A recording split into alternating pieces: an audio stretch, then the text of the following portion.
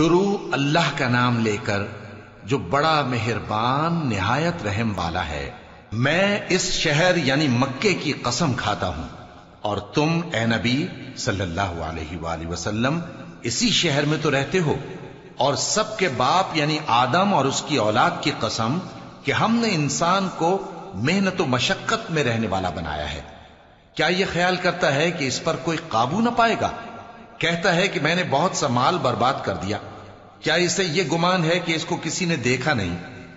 بھلا ہم نے اس کو 2 آنکھیں نہیں دیں اور زبان اور 2 ہونٹ نہیں دیے؟ یہ چیزیں بھی دیں اور اس کو خیر و شر کے دونوں رستے بھی دکھا دیے، مگر یہ گھاٹی پر سے ہو کر نہ گزرا۔ اور تم کیا سمجھے کہ گھاٹی کیا ہے؟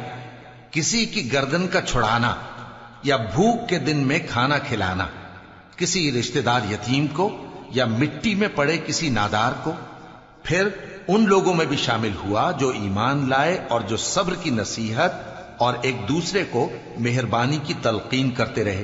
یہی لوگ اچھے نصیب والے ہیں، اور جنہوں نے ہماری آیتوں کو نہ مانا وہی برے نصیب والے ہیں۔ یہ لوگ آگ میں بند کر دیے جائیں گے،